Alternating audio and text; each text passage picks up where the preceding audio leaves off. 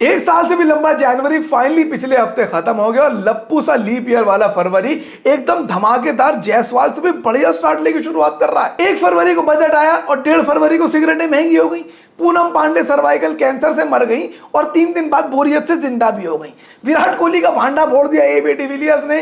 कहीं सीएम गायब हो गए, कहीं नकली पति आ गए, मेरी खुद की बीवी की टांग टूट गई। इतना सब कुछ हो गया पूरे देश में और हम साले यही सोचते रह गए कि ये कोना सेकर भारत कैसे खेल लेता है भाई इंडिया के लिए। एनीवे गाइस, मैं हूं ज़ैन और मैं आप लोगों को यही सारी मजेदार खबरें सुनाने वाला हूं अपने नए और जल्दी बंद होने वाले शो में, जिसका नाम है हफ्ता वसूली।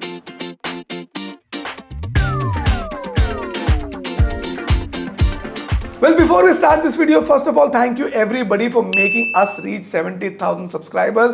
लोगों के लिए बहुत छोटा नंबर होगा, मेरे लिए बहुत बड़ा नंबर है। Thank you so much for everybody who's been here with us from the start, because आप लोगों ने ही हमको कॉन्फिडेंस दिया, इंस्पिरेशन दिया कि हम ढंग की वीडियोस बनाकर ला सकें। Anybody who's joined us new, well, welcome to the channel. और वो लोग जो मुझे ये पूछने वाले हैं कि ज़ैन भाई आपके इतने कम सब्सक्राइबर कैसे हैं, बहनचोद मुझे क्या पता, मुझे पता तो मैं बढ़ाना लेता हूँ ना। But genuinely, thanks to everybody who keep watching our videos, because with this platform, you don't just watch our videos, you also help us earn money, which actually helps us a lot. So thank you so bloody much. And अब 1 lakh follower बहुत ही जल्दी करेंगे, ठीक है? Anyway, सबसे पहले शुरुआत करते हैं देश के बजट से। हर साल की तरह इस साल भी 1 फरवरी को देश का बजट आया और हर साल की तरह इस साल भी 1 फरवरी को हमें घंटा कुछ समझ में नहीं आया। पहले तो भैया फिर भी आसान था, बजट बढ़िया है या बेकार है ये इस बात से डिसाइड हो जाता था कि सिगरेट के दाम बढ़े कि नहीं बढ़े। जब से सुट्टा पीना छोड़ा है, फाइनेंस विद इधर उधर के वीडियो देखने पड़ते हैं समझने के लिए बजट को।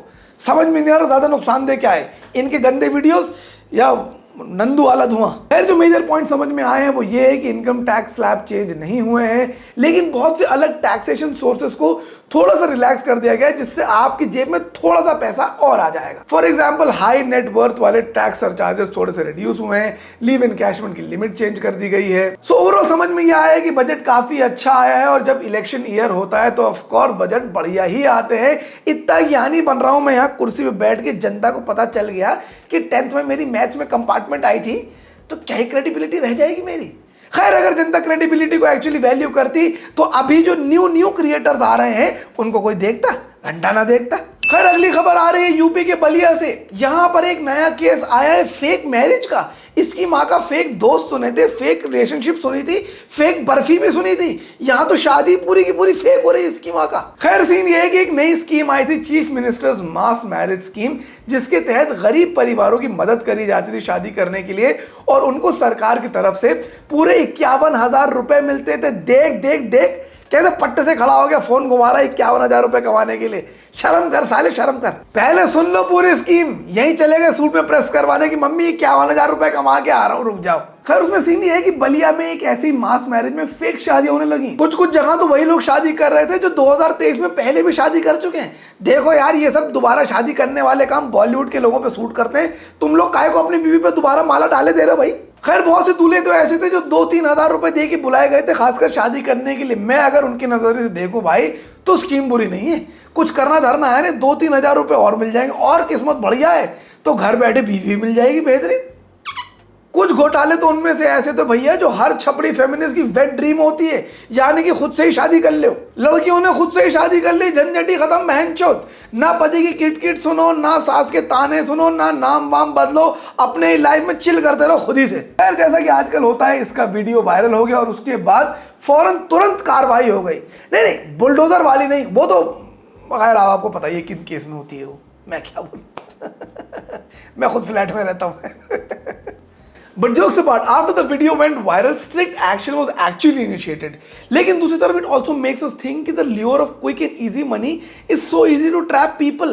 कितना आसान है लोगों को पैसे की लालच दे के ठग लेना, और दूसरी तरफ कितना डिफिकल्ट डेस्परेट सिचुएशन हो जाती है लोगों की कि वो पैसा कमाने के लिए कुछ भी करने को तैयार है।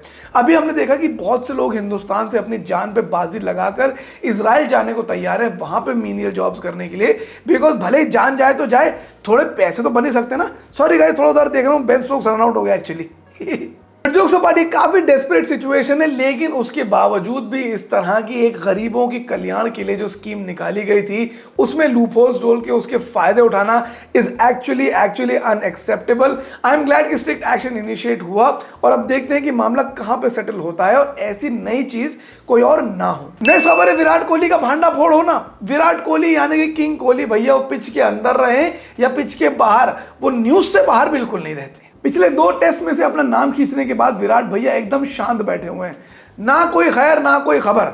बीच में किसी ने अफवाह उड़ा दी कि उनकी मम्मी की तबीयत खराब है, तब उनकी पोस्ट है, उन्होंने बताया कि भैया ऐसा कुछ नहीं, मम्मी की तबीयत बिल्कुल ठीक है। लेकिन यह बिल्कुल नहीं बताया कि वो मैच किस लिए नहीं खेल रहे हैं। हालांकि जिन लोगों को पता था उन लोगों को पता था कि मैच किस लिए नहीं खेल रहे, लेकिन फिर भी मामले को दबा के रखा हुआ था अंटिल एबी डिविलियर्स ने जाके मुंह खोल के सबको बता दिया विराट कोहली तो अपना दूसरे बच्चे का इंतजार कर रहे हैं। मैं भाई, ऊपर वाला ऐसे दोस्त देने से बढ़िया है नबीन उल हक जैसे दुश्मनी दे दे। एबी डिविलियर्स भाई, कहाँ आप जीजी बीजी के चक्कर में लग गए? किन से बातें चल रही हैं आपकी? विराट कोहली का भांडा फोड़ दिया आपने।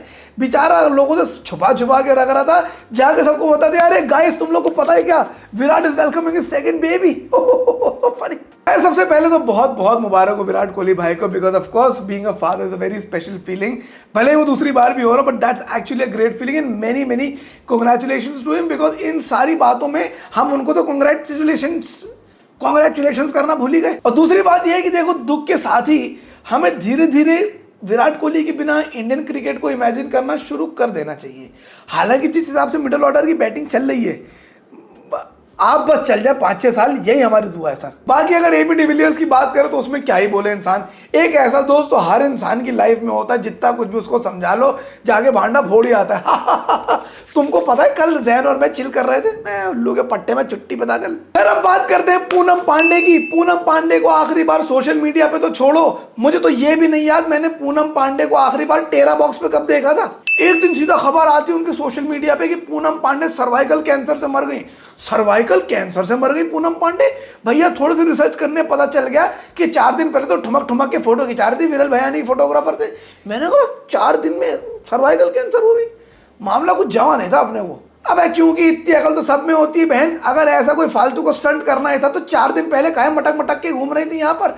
लोगों को शक तो होने देती ढंग से कि हाँ जेन्युइनली हो सकता है दीदी मर गई हूँ। लेकिन कुछ ही घंटों में समझ में आ गया भैया पूरा का पूरा मामला फिशी लग रहा है। ना कोई परिवार वाला आ रहा है मातम मनाने के लिए, ना कोई सफेद एकदम स्टार्च करा हो कुर्ता पजामा पहन के कोई सेलिब्रिटी उनके घर जा रहा है। यहाँ लॉन्डो ने मातम मनाना शुरू कर दिया शोक में, उनको श्रद्धांजलि देने के लिए उनका पिछला काम उठा के देख डाला। अब उसके बाद तो जो हुआ वो तो जो हुआ, आपको पता ही है, मैं क्या बोलूँ। 2 दिन बाद खुद ही जिंदा हो गई। मैंने कहा बहनचो, इससे ज्यादा कन्विंसिंग तो अंडरटेकर मरा करता था, इससे ज्यादा कन्विंसिंग तो एक्चुअली मेरा कॉन्ट्रा का कैरेक्टर मरा करता था भाई, जितना बुरा ये मरी है। 3 दिन बाद कह रही गाइस कैसा लगा मेरा मजाक? मैंने तो ये सारी चीजें सर्वाइकल कैंसर को के ऊपर बातें इनिशिएट कराने के लिए करा था। मैंने कहा दीदी in case you didn't know, people do not follow you for any kind of life advice. आपको लोग किसी और चीज के लिए फॉलो करते हैं, ये ज्ञान सुनने के लिए आपको फॉलो नहीं करते लोग। आपको भरोसा नहीं मेरी बात पे, मैं आपको एक स्क्रीनशॉट दिखाता हूं। ये जो नीचे लाइन आ रही है ना, ये line of searches on Poonam Pandey cervical cancer, और ये जो ऊपर वाली लाइन है these are searches on Poonam Pandey hot videos. अब जो है मैम आपके सामने ही है, मैं तो छोटा मुंह बड़ी बात हो जाएगी इसकी माँ का। एनीवे, उनके बाद डिबेट होने लगी एथिक्स के ऊपर, और मेरे दिमाग में बस इतनी बात आई कि भैया कितनी एहसान फरामोश कौम है लॉन्डो की। भूल गए भाई कितने एहसान है पूनम पांडे के तुम लोगों के ऊपर। लॉन्डे के लॉन्डे रह जाते, मर्द न बन पाते, वो ना होती अगली तो एथिक्स की अंताक्षरी खेलने उसके साथ। भाई साहब वो मैडम कहाँ से कहाँ निकल गई, तुम एथिक्स की बातें करते रह गए। और साले एथिक्स की बातें कर कौन रहा है? लॉन्डे जो इसका प्रीमियम कंटेंट टेरा बॉक्स में बैठ के मुफ्त में देख रहे हैं, 25-25 रुपए के लिए रेफरेंस लिंक शेयर कर रहे हैं, वो बैठ के डिस्कस करेंगे। No very unethical of Poonam Pandey, this is not the way to talk about cervical cancer. अब लौड़ा फर्क नहीं पड़ता होता है। तुम लोग जाओ पढ़ाई लिखाई करो, तुम्हें नहीं मिलने वाले वीडियो बनाने के पैसे। खैर फाइनल खबर तो ये है कि जो देश में पॉलिटिकल टर्मोइल आता हुआ दिख रहा है, अलग अलग वर्डिक्ट्स आ रहे हैं, अलग अलग कोर्ट के केसेस सामने आ रहे हैं, कहीं पे कोई गोली मार रहा है, कहीं पे सीएम गायब हो रहे हैं, इतनी सारी कुछ खबरें हो रही हैं। लेकिन मैं उनके बारे में बात नहीं करूँ क्योंकि साफ बात मेरी गांड फटती है भाई। मैं क्यों झूठ बोलूँ भाई, मैं नहीं चाहता मैं बिना बात पे फंसा जाऊँ। बाकी गाइस अगर लाइक कमेंट शेयर करना है तो कर लेना, बाकी तो मैं हाथ जोड़ रहा हूँ, ये तो बातें नहीं हो पाएंगी मुझसे। Thank you, see you, bye bye.